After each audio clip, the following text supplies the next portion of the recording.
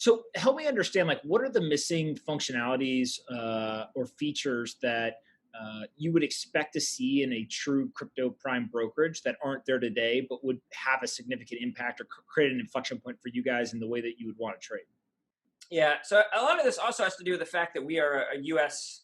company, right? So many people, when they want to go long or short, they'll go on some of these international exchanges that are unregulated in the U.S. So call it like the BitMEX or FTXs of the world, and they'll trade there. We're a U.S. onshore entity, investment manager, so we have excluded ourselves from those venues. So when we want to short the market, we have to go and borrow coin and then sell it and then rebuy it and return the loan. So it's just logistically complicated. So what we need to see and what this space needs to see is a prime broker that allows for spot trading, so being able to buy and sell uh, traditional coin, and that allows for shorting the markets, being able to facilitate all the borrowing that you need to do to short the market, all within one platform, and provide all of that with APIs so that it can be done electronically.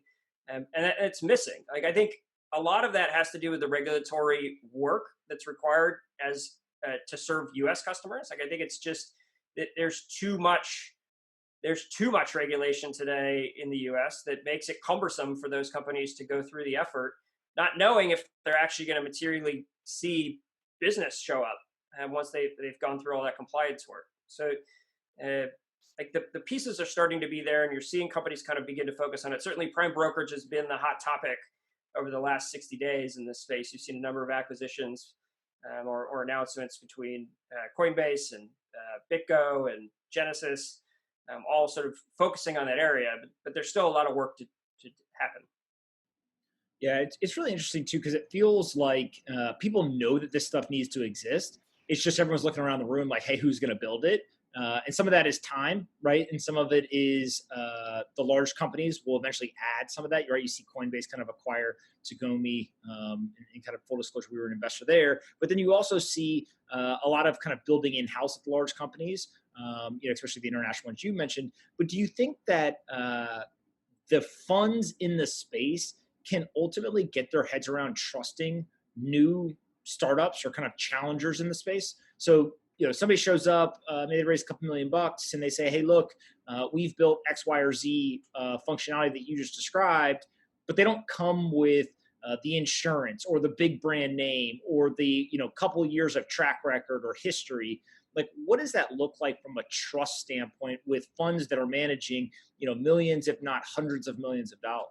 Yeah, it's also a liquidity problem. So you've got all of the issues you described, and then you've got the liquidity problem. So anybody that's actively trading in this space, they're going to go to where the liquidity resides. And so the startups that exist, and we've seen this, like exchanges in 2019, that was the hottest thing. And there were new exchanges all the time. They all had different features and functions that they felt were going to really differentiate themselves, but none of them had liquidity.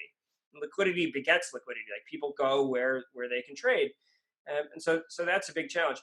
I think part of me has been wondering about this for the last couple of months. Like, I'm more concerned about where the customers are. Like, the Tagomi piece is a fascinating one to me because you had a pretty killer team, and they raised $27 million in funding at a pretty high valuation. Like, they built, the product itself was good, again, kind of lacking some of the liquidity and lacking some of the lending side. But like, structurally, the product was pretty good. But at the end of the day, I don't think that they saw enough revenue walking through the door from customers to sort of be able to go raise that next round.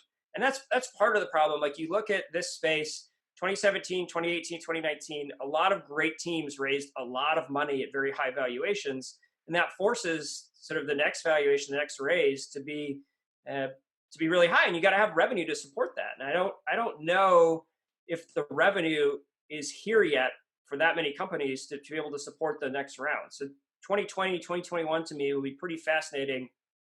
I think you're going to see sort of the cream rise to the top.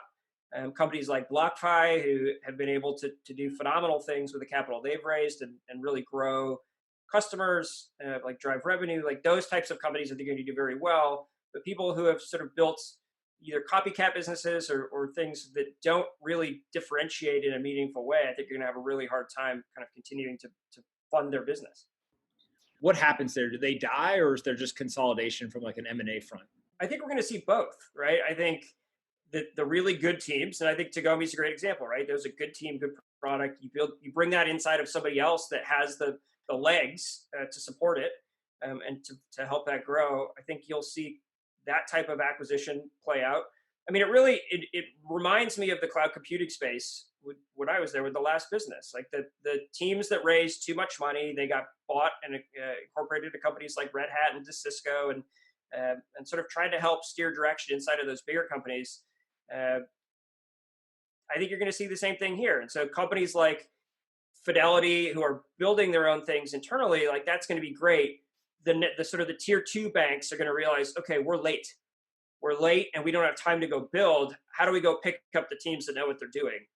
How do we pick up the companies that have built functional products, and kind of fill the voids that we have internally? And so this build versus buy question, I think, is going to play out in a material way. It's just a matter of when. Sort of at what point does this become such a critical need at each one of these institutions that they realize they're late?